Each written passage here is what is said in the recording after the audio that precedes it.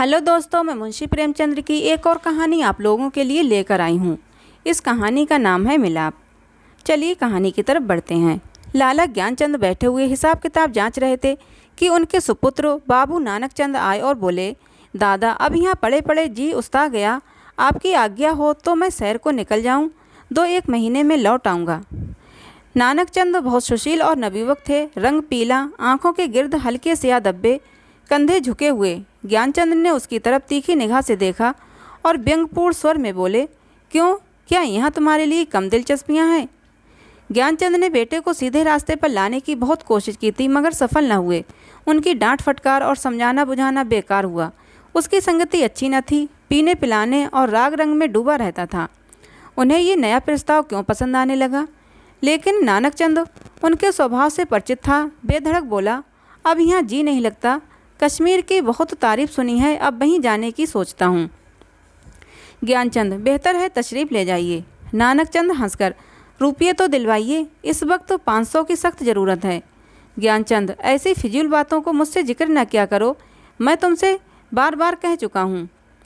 नानक चंद ने हट करना शुरू किया और बूढ़े लाला इनकार करते रहे, यहाँ तक कि नानक चंद झुंझला कर बोला, अच्छा कुछ मत दीजिए, मैं यूँ ही चला जाऊँगा। ज्ञानचंद ने कलेजा मजबूत करके कहा, बेशक तुम ऐसे ही हिम्मतवर हो, वहाँ भी तुम्हारे भाई बंधु बैठे हैं ना। नानक चंद, मुझे किसी की परवाह नहीं, आपका रुपया आपको मुबारक रहे। नानक चंद की ये चाल कभी पट नहीं पड़ी थी। अकेला लड़का था। बूढ़े लाला साहब ढीले पड़ गए, रुपया दिया, खुशामद की और उसी दिन नानक चंद कश्मीर की सैर के लिए रवाना हुआ। मगर नानक चंद यहाँ से अकेला न चला। उसकी प्रेम की बातें आज सफल हो गई थीं। पड़ोस में बाबू रामदास रहते थे। बेचारे सीधे सादे आदमी थे, सुबह दफ्तर जाते और शाम को आते। इस बीच नानक चंद अपने कोठे पर बैठा हुआ उनकी बेवा लड़की से मोहब्बत के इशारे किया करता, यहाँ तक कि अभागी ललिता उसके जाल में जा फंसी और भाग जाने के मंसूबे हुए। आधी रात का वक्त था। ललिता एक साड़ी पहने अपनी चारपाई पर करवटें बदल रही थी। जेवरों को उतारकर उसने एक संदूकचे में रख दिया था। उसके दिल में इस वक्त तरह तरह के ख्याल दौड़ रहे थे और कलेजा जोर जोर से धड़क रहा था। मगर चाहे कुछ भी हो, उसे नानक चंद की तरफ से बेवफाई का जरा भी गुमान न था। जवानी की सबसे बड़ी नेमत मोहब्बत है और इस नेमत को पाकर ललिता अपने को खुशनसीब समझ रही थी। रामदास बेसुध सो रहे थे कि इतने में कुंडी खटकी। ललिता चौंक कर उठ खड़ी हुई। उसने जेवरों का संदूकचा उठा लिया, एक बार इधर उधर हसरत भरी निगाहों से देखा और दबे पांव चौंक चौंक कर कदम उठाती दहलीज में आई और कुंडी खोल दी। नानक चंद ने उसे गले से लगा लिया। बग्गी तैयार थी, दोनों उस पर जा बैठे। सुबह को बाबू रामदास उठे। ललिता दिखाई न दी। घबराए, सारा घर छान मारा, कुछ पता न चला। बाहर की कुंडी खुली देखी, बग्घी के निशान नजर आए, सर पीट कर बैठ गए। मगर अपने दिल का दर्द किससे कहते? हंसी और बदनामी का डर जबान पर मोहर हो गया। मशहूर किया कि वो अपने ननिहाल गई है। मगर लाला ज्ञानचंद सुनते ही भांप गए कि कश्मीर की सैर के कुछ और ही माने थे। धीरे धीरे ये बात सारे मोहल्ले में फैल गई, यहाँ तक कि बाबू रामदास ने शर्म के मारे आत्महत्या कर ली। मोहब्बत की सरगर्मियाँ नतीजे की तरफ से बिल्कुल बेखबर होती हैं। नानक चंद जिस वक्त बग्घी में ललिता के साथ बैठा तो उसे इसके सिवाय और कोई ख्याल न था कि एक युवती मेरे बगल में बैठी है जिसके दिल का मैं मालिक हूँ। उसी धुन में वो मस्त था। बदनामी का डर, कानून का खटका, जीविका के साधन, उन समस्याओं पर विचार करने की उसे उस वक्त फुर्सत न थी। हाँ, उसने कश्मीर का इरादा छोड़ दिया, कलकत्ते जा पहुँचा। किफ़ायत शारी का सबक न पड़ा था। जो कुछ जमा राशि थी 2 महीने में खर्च हो गई। ललिता के गहनों पर नौबत आई, लेकिन नानक चंद में इतनी शराफत बाकी थी।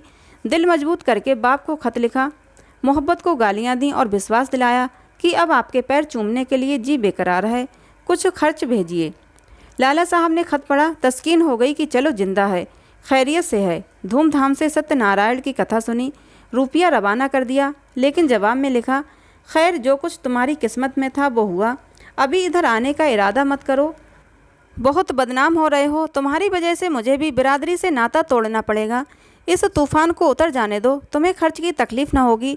मगर इस औरत की बाह पकड़ी है तो उसका निभा करना, उसे अपनी ब्याहता स्त्री ही समझना।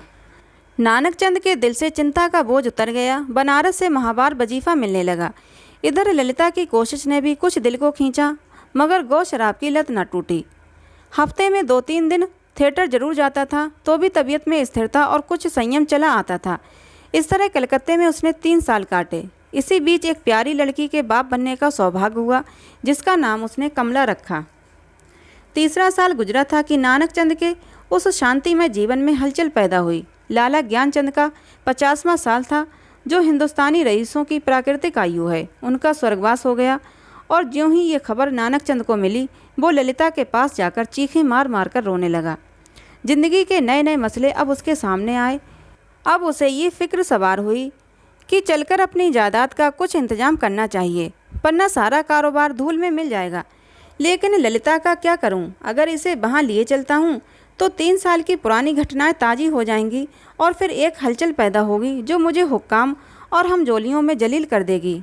इसके अलावा उसे अब कानूनी औलाद की भी ज़रूरत नज़र आने लगी थी। ये हो सकता था कि वो ललिता को अपनी ब्याहता स्त्री मशहूर कर देता, लेकिन इस आम ख्याल को दूर करना असंभव था कि उसने उसे भगाया है। ललिता से नानकचंद को अब वो मोहब्बत न थी जिसमें दर्द होता है और बेचैनी होती है। वो अब एक साधारण पति था जो गले में पड़े हुए ढोल को पीटना ही अपना धर्म समझता है, जिसे बीवी की मोहब्बत उसी वक्त याद आती है जब वो बीमार होती है। और इसमें अचरज की कोई बात नहीं है। अगर ज़िंदगी की नई नई उमंगों ने उसे उकसाना शुरू किया, मंसूबे पैदा होने लगे जिनका दौलत और बड़े लोगों के मेलजोल से संबंध है। मानव भावनाओं की यही साधारण दशा है। नानकचंद अब मजबूत इरादों के साथ सोचने लगा कि यहाँ से कैसे भागूं। अगर लजाजत लेकर जाता हूँ तो 2-4 दिन में सारा पर्दा फाश हो जाएगा। अगर हीला किए जाता हूँ तो आज के तीसरे दिन ललिता बनारस में मेरे सर पर सवार होगी। कि कोई ऐसी तरकीब निकालूं कि इन संभावनाओं से मुक्ति मिले। सोचते सोचते उसे आखिर एक तदबीर सूझी। वो एक दिन शाम को दरिया की सैर का बहाना करके चला और रात को घर पर ना आया।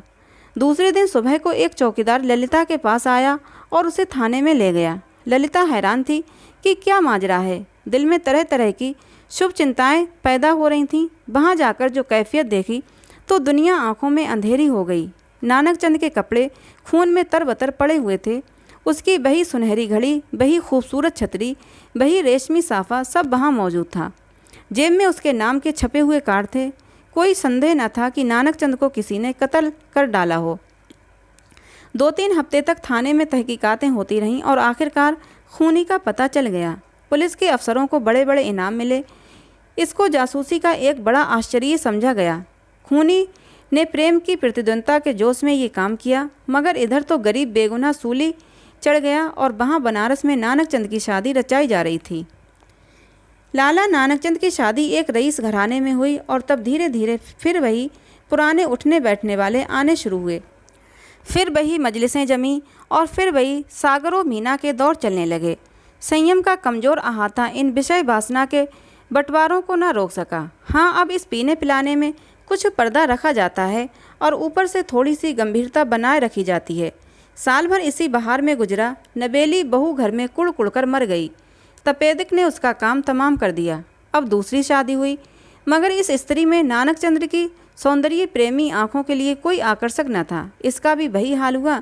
कभी बिना रोए कौर मुँह में नहीं दिया। 3 साल में चल बसी। तब तीसरी शादी हुई। ये औरत बहुत सुंदर थी। अच्छी आभूषणों से सुसज्जित उसने नानकचंद के दिल में जगह कर ली। एक बच्चा भी पैदा हुआ था और नानकचंद गृहस्थिक आनंदों से परिचित होने लगा। दुनिया के नाते रिश्ते अपनी तरफ खींचने लगे, मगर प्लेग ने सारे मंसूबे धूल में मिला दिए। पति प्राणा स्त्री मरी। 3 बरस का प्यारा लड़का हाथ से गया और दिल पर ऐसा दाग छोड़ गया जिसका कोई मरहम न था। उच्च श्रृंखलता भी चली गई। अय्याशी का भी खात्मा हुआ। दिल पर रंजोगम छा गया और तबीयत संसार से विरक्त हो गई। जीवन की दुर्घटनाओं में अक्सर बड़े महत्व के नैतिक पहलू छिपे हुआ करते हैं। इन संयमों ने नानकचंद के दिल में मरे हुए इंसान को भी जगा दिया। जब वो निराशा के यातनापूर्ण अकेलेपन में पड़ा हुआ था, इन घटनाओं को याद करता तो उसका दिल रोने लगता और ऐसा मालूम होता कि ईश्वर ने मुझे मेरे पापों की सज़ा दी है। धीरे धीरे ये ख्याल उसके दिल में मजबूत हो गया। उफ़, मैंने उस मासूम औरत पर कैसा जुल्म किया, कैसी बेरहमी की, ये उसी का दंड है। ये सोचते सोचते ललिता की मायूस तस्वीर उसकी आंखों के सामने खड़ी हो जाती और प्यारी मुखड़े वाली कमला अपने मरे हुए सौतेले भाई के साथ उसकी तरफ प्यार से दौड़ती हुई दिखाई देती। इस लंबी अवधि में नानकचंद को ललिता की याद तो कई बार आई थी, मगर भोग विलास पीने पिलाने की उन कैफियतों ने उसे उस ख्याल को जमने ही न दिया। एक धुंधला सा सपना दिखाई दिया और बिखर गया।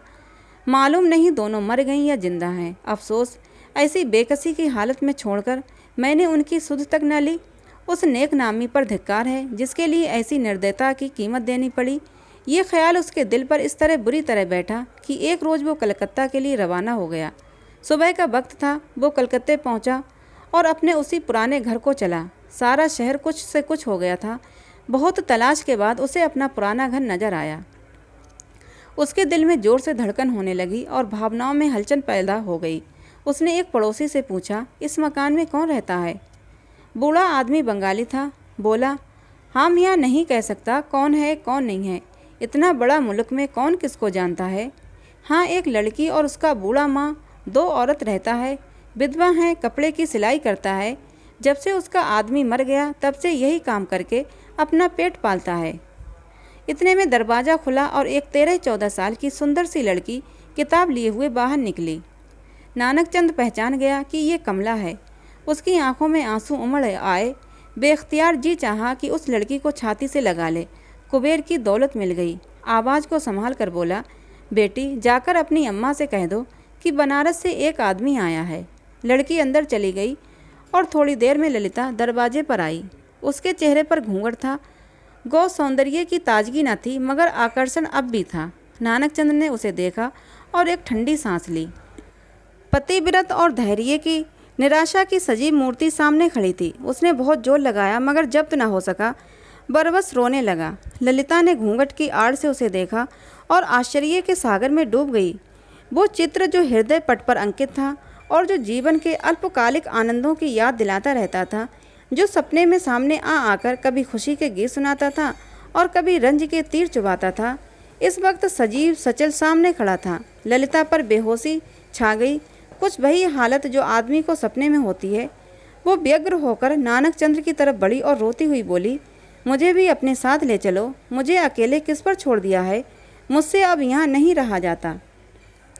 ललिता को इस बात की जरा भी चेतना न थी कि वो उस व्यक्ति के सामने खड़ी है जो एक जमाना हुआ मर चुका है, वरना शायद वो चीख चीख कर भागती। उस पर एक सपने की सी हालत छाई हुई थी। मगर जब नानकचंद्र ने उसे सीने से लगाकर कहा, ललिता, अब तुमको अकेले न रहना पड़ेगा। तुम्हें इन आँखों की पुतली बनाकर रखूँगा। मैं इसीलिए तुम्हारे पास आया हूँ। मैं अब तक नरक में था, अब तुम्हारे साथ स्वर्ग का सुख भोगूंगा। तो ललिता चौंकी और छिटक कर अलग हटती हुई बोली, आँखों को तो यकीन आ गया मगर दिल को नहीं आता। ईश्वर करे ये सपना ना हो। तो दोस्तों, अभी आप सुन रहे थे मुंशी प्रेमचंद की कहानी मिलाप। ये कहानी आपको कैसी लगी कमेंट करके ज़रूर बताना।